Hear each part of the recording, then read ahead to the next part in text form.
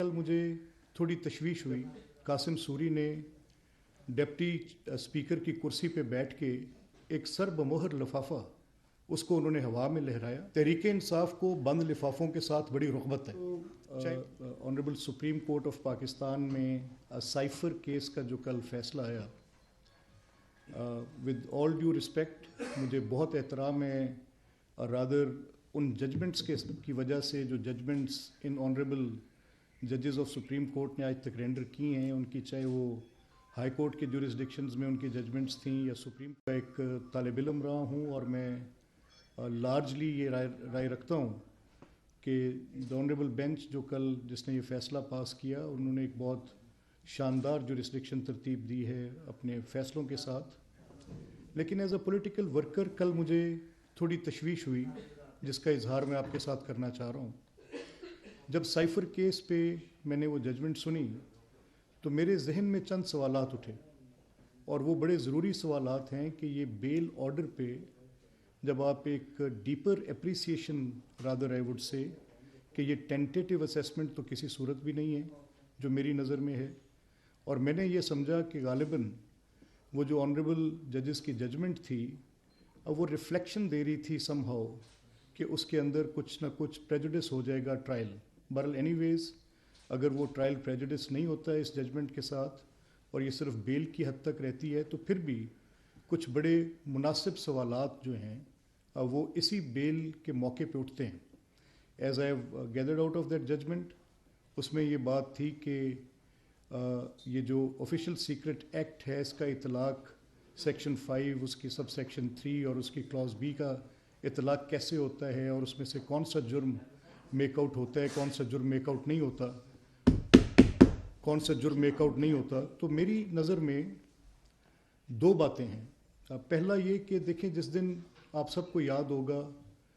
कासिम सूरी उस प्रोसीडिंग में, जो प्रोसीडिंग पार्लियामेंट की प्रोसीडिंग थी, कॉन्स्टिट्यूशन के मुताबिक थी, नेशनल असेंबली के रूल्स ऑफ प्रोसीजर के मुताबिक थी, और वो proceeding vote of no confidence की थी। और आइन ये कहता है, रूल्स ऑफ प्रोसीजर ये कहते हैं, और इसी सुप्रीम कोर्ट की एक नहीं अ लिस्ट ऑफ जजमेंट्स, एक लंबी तफसील है उन जजमेंट्स की जो ये कहती हैं कि जो एक फायर वॉल है पार्लियामेंट की प्रोसीडिंग्स की, उसकी बात करती हैं, और फिर रूल्स को मुकद्दम जानती हैं और आइन को मुकद्दम जानती हैं। तो हम ये बात देख रहे थे कि जब कासिम सूरी ने डिप्टी स्पीकर की कुर्सी पे बैठ के एक सर बमोहर लिफाफा उसको उन्होंने हवा में लहराया, और उन्होंने कहा कि चाहे आइन ये कहता है कि ये इजलास बर्खास्त नहीं हो सकता, चाहे आर्टिकल 1991 कुछ भी कहते रहें, चाहे रूल्स ऑफ प्रोसीजर कुछ भी कहते रहें कि ये इजलास बर्खास्त नहीं हो सकता जब तक वोट अपॉन नहीं हो जाएगा, उन्होंने वो सर बमोहर लिफाफा लहराया और कहा कि ये मैं honourable chief justice of the supreme court के पास भेज रहा हूँ, और नतीजा मैं ये कर रहा हूँ कि इस इजलास को मैं बर्खास्त कर रहा हूँ। और इजलास को बर्खास्त करने के बाद प्राइम मिनिस्टर क्या करते हैं, उस इजलास के बर्खास्त होते ही, यानी बुनियाद कहाँ से बनती है, उस साइफर के उस सर बमोहर लिफाफे से। और वो प्राइम मिनिस्टर क्या करते हैं कि वो जो सर बमोहर लिफाफा वो दिखाते हैं मोहतरम Qasim Suri as speaker of the national assembly,